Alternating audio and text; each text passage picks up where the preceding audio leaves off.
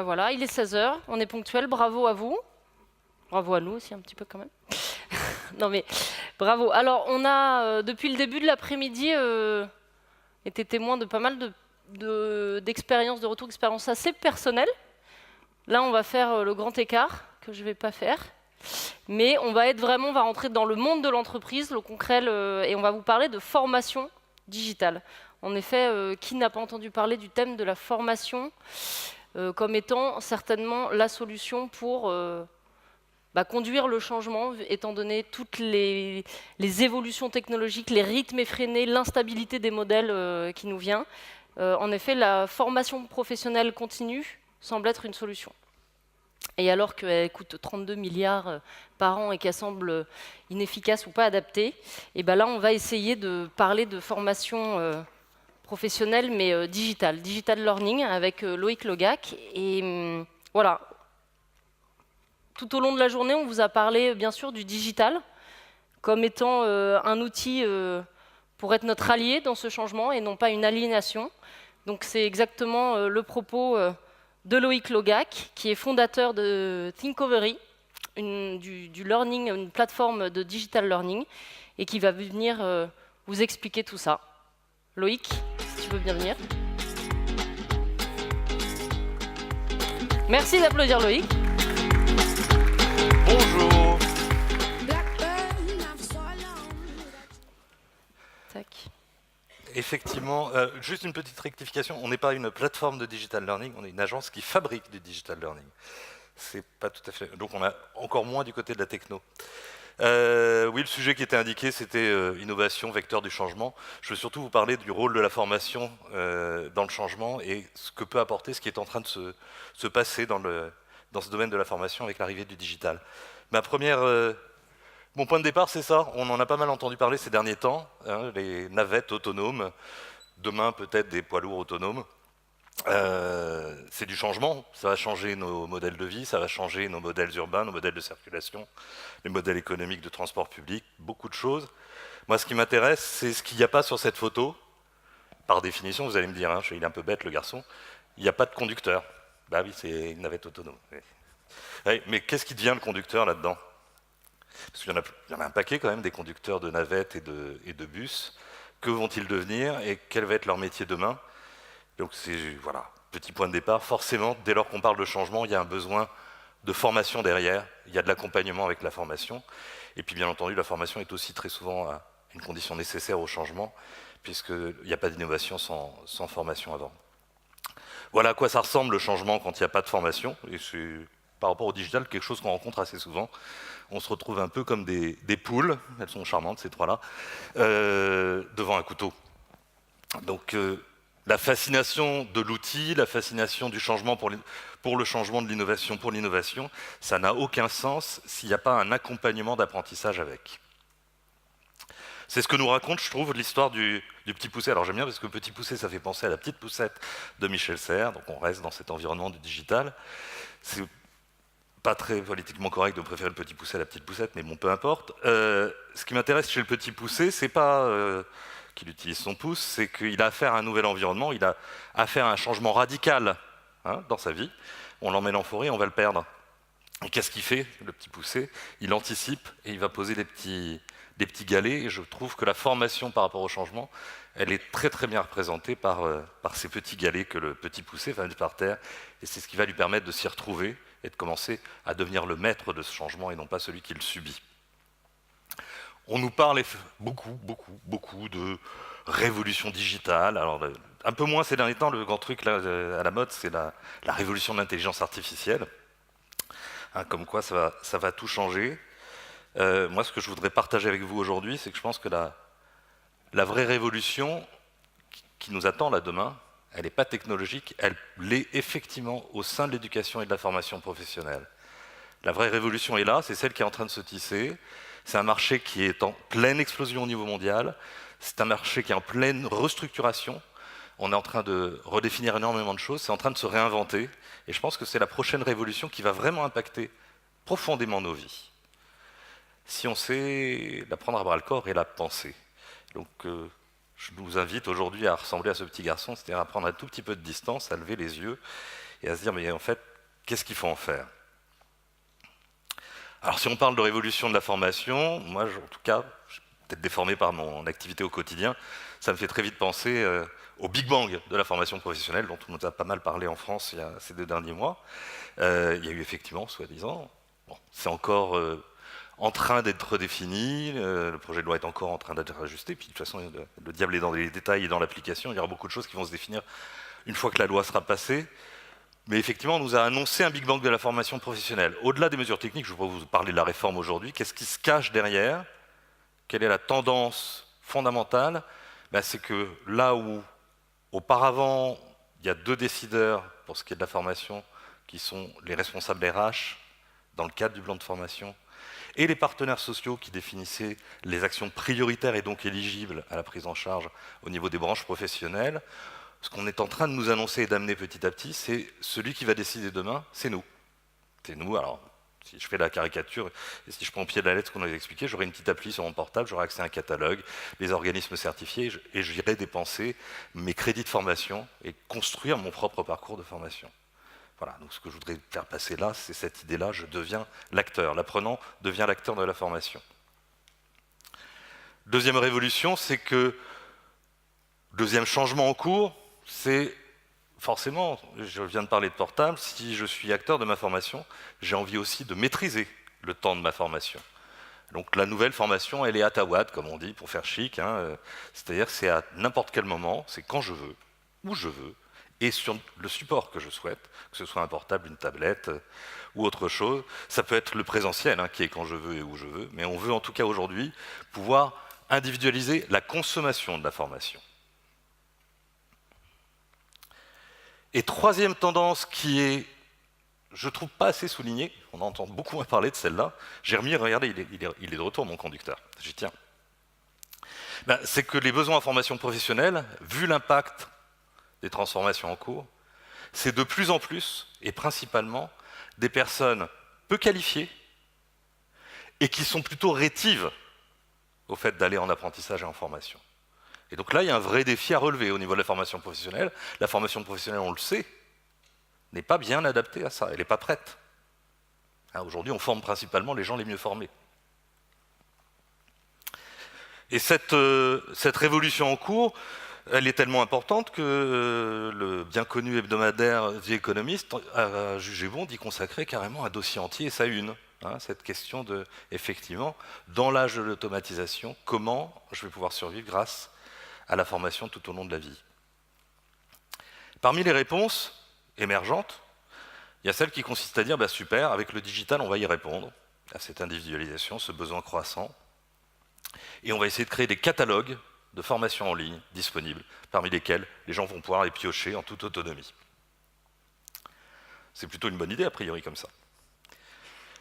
J'ai mis les marteaux pour ceux, je ne sais pas si ça parle à tout le monde, mais ça, c'est les marteaux du film Pink Floyd, The Wall, et c'est là où il y a la fameuse chanson enseignant, laissez les enfants tranquilles. C'est cette idée que ça peut aussi très vite se transformer en marteau qui va enfoncer des choses très structurées et normées. Parce que ce qu'on regarde, ce qu'on peut observer quand il y a des plateformes de ce type-là en ligne, c'est qu'il y a un appel à la concentration des entreprises extrêmement fort, parce qu'il faut le catalogue le plus étendu pour être celui qui va réellement développer une rentabilité économique, et que demain, dire la solution, c'est qu'il y ait des plateformes d'offres sur étagère en ligne, c'est se dire que c'est LinkedIn qui va décider de comment on se forme, ou Google, ou 2-3 boîtes comme ça. Moi, ça ne me fait pas rêver, ça me fait effectivement un petit peu penser au marteau. En tout cas, c'est un des risques qui se cache derrière cette réponse-là. Deuxième réponse, on a beaucoup parlé, alors je ne sais pas si ça vous parle, moi je suis déformé puisque c'est ma vie au quotidien, on a beaucoup parlé des MOOC, les cours massifs, ouverts, en ligne, gratuits pour tous, ce qui a permis depuis le début des années 2010 d'accéder à des cours d'Harvard, d'accéder à des cours d'université extrêmement prestigieuses pour tout le monde. Est-ce que c'est une réponse possible? Oui, il y a l'idée de gratuité, clairement, il y a l'idée de je consomme quand je veux, théoriquement. Donc, ça correspond bien au petit défi qu'on s'est donné tout à l'heure. Il y a une autre idée, je vais y revenir, qui est très très importante, qui est l'idée de granularité, qui se cache derrière les MOOC. Et pourtant, on n'arrête pas de lire des articles disant est-ce que les MOOC, c'est vraiment, c'est fini. Il y a eu je ne sais combien d'articles de journalistes pour annoncer la fin des MOOC. Bon, ceci, ça continue, hein, donc c'est pas si terminé que ça. Par rapport à nos questions à nous, les questions que j'ai posées tout à l'heure, la vraie limite, c'est qu'est-ce qu'on constate dans les MOOC, qui est une offre gratuite disponible, c'est que là encore, ceux qui consomment des MOOC sont des gens très éduqués. Donc ça ne répond pas à une partie de nos défis, très clairement.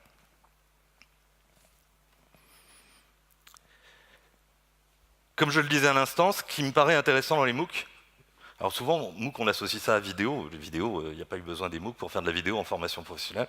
Et dans le e-learning, depuis des années, on en faisait déjà. Ce qui est vraiment intéressant, c'est la granularité. D'où mes petits grains. C'est-à-dire l'idée que je ne construis plus un parcours de formation.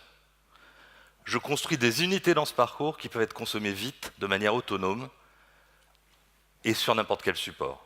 C'est l'idée que je vais pouvoir me faire une capsule de formation qui fait partie éventuellement d'un parcours global, mais la consommer en 5-10 minutes, éventuellement dans une salle d'attente, sur mon trajet de retour au travail, etc.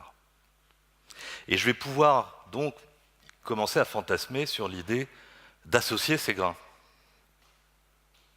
C'est-à-dire de pouvoir massifier. Le digital, ça permet de diffuser à tout le monde. Le fameux cours d'Harvard, ça vous être très bien, leurs amphis ont une capacité limitée. Avec le digital, je l'ouvre à tout le monde. Là, je rajoute une autre idée, c'est que c'est ouvert grâce au digital, et en même temps, ça devient individuel, massifié et individualisé en même temps. Et pour répondre à ce défi-là, ce qu'on va rajouter à ces grains, c'est ce qu'on appelle en informatique des métadatas, c'est-à-dire qu'on va les qualifier, les enrichir d'informations qui les caractérisent. Et ces métadatas, demain, vont pouvoir être utilisés par des moteurs d'intelligence artificielle qui vont pouvoir, grâce à ces métadatas, assembler les grains et donc créer des parcours personnalisés. On n'y est pas, même si c'est annoncé.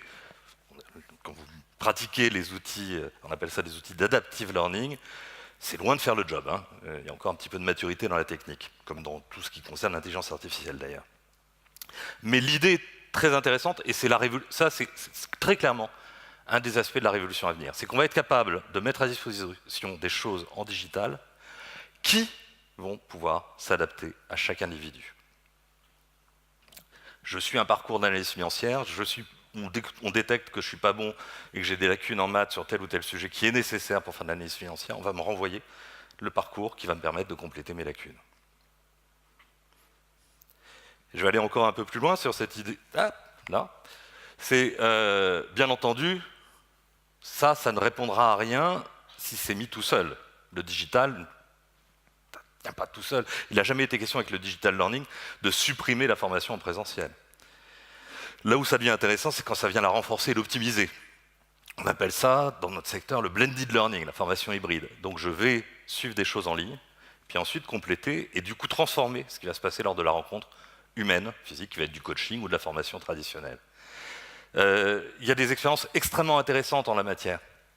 Je ne sais pas si vous avez déjà entendu parler de la Khan Academy. Aux États-Unis, ils ont fait, la Khan Academy a fait des mises en pratique sur plusieurs années, alors plutôt en formation initiale.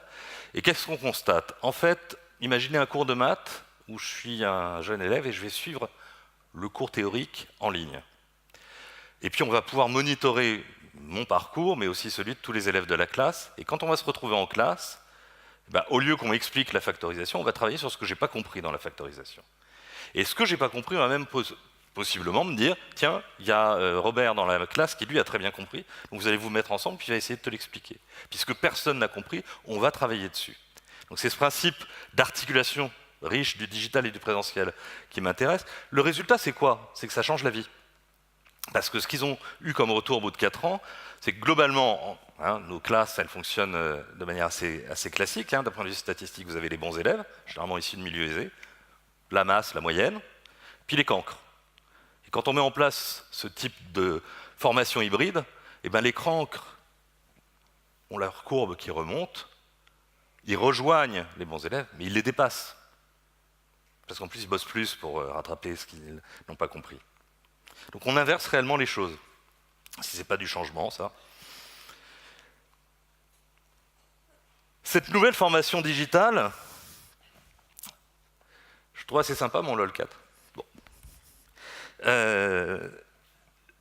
Pourquoi j'ai mis un lolcat? Parce que la formation digitale, et quand on commence à changer un domaine comme ça, il y a le piège classique du digital. C'est quoi le piège classique du digital? C'est waouh, on ouvre un truc, on commence à changer, à disrupter, comme on dit, un métier, et tout le monde va pouvoir s'emparer de ce sujet-là. Le téléphone portable, il fait des photos.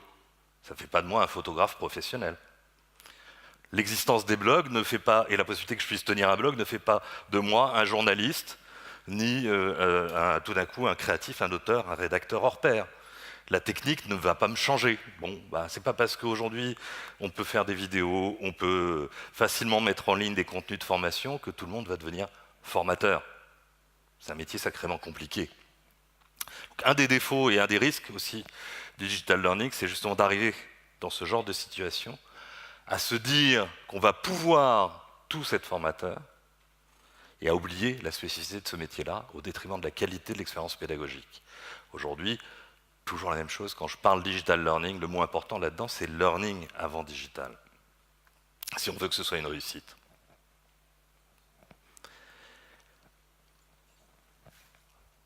J'ai que des références vachement récentes avec les Pink Floyd, bon, c'est un peu daté.